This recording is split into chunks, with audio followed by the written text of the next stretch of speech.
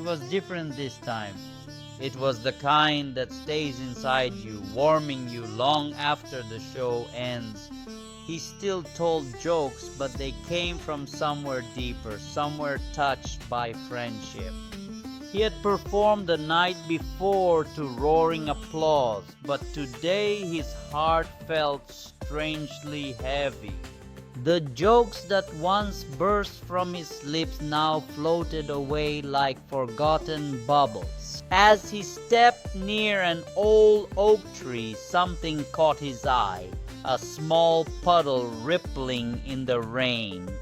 But it wasn't just water moving. A pair of tiny brown eyes blinked up at him from the puddle's surface. Puddle would stop at every puddle and look into it, as if searching for the reflect. Tickle King would laugh softly and say, "Careful, my friend, you might just fall in again."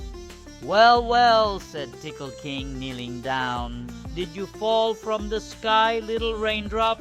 The puppy barked softly, sneezed, and pawed at his shoe as if asking for help.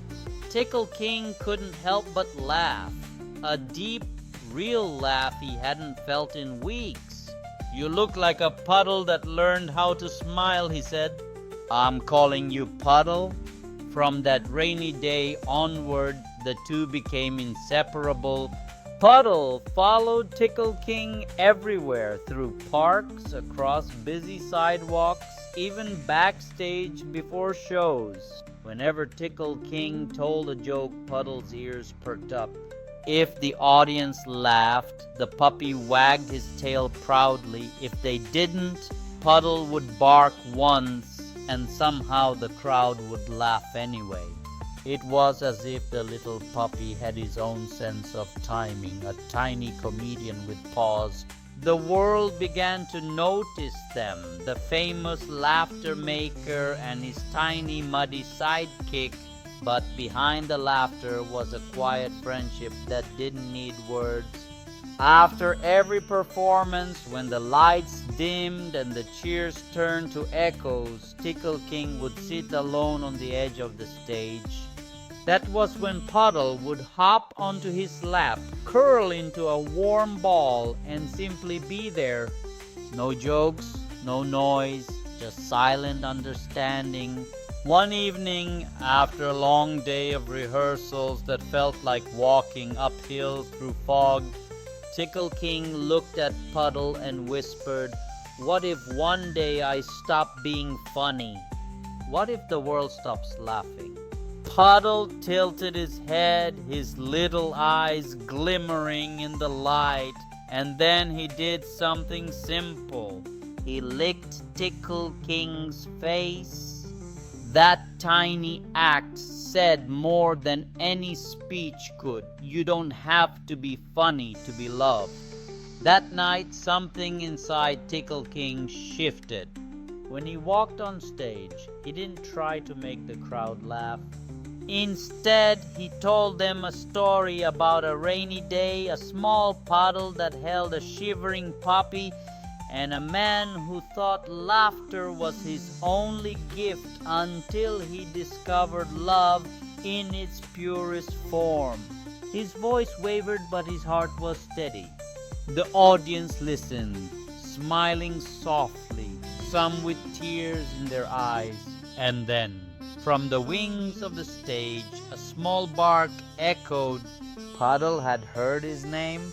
The crowd turned toward the sound, and laughter returned, gentle, joyful, human. It was different this time. It wasn't the kind of laughter that fades when the lights go out. It was the kind that stays inside you, warming you long after the show ends. From that day on, Tickle King's act changed forever. He still told jokes, but they came from somewhere deeper, somewhere touched by friendship. People no longer came just to laugh, they came to feel. And when Tickle King bowed at the end of every show, Puddle would trot out beside him, tail wagging like a tiny metronome of happiness. The audience cheered louder for the little puppy than for the comedian himself, and Tickle King wouldn't have had it any other way. Sometimes after the curtain closed, they'd walk together through quiet streets under starlight. Puddle would stop at every puddle and look into it, as if searching for the reflection of that first rainy day when two souls had met by chance. Tickle King would laugh softly and say, "Careful, my friend, you might just fall in again." And Puddle, as if understanding, would bark once, bright, clear, full of joy, because deep down they both knew the truth. Laughter may bring people together, but love is what keeps them from ever being alone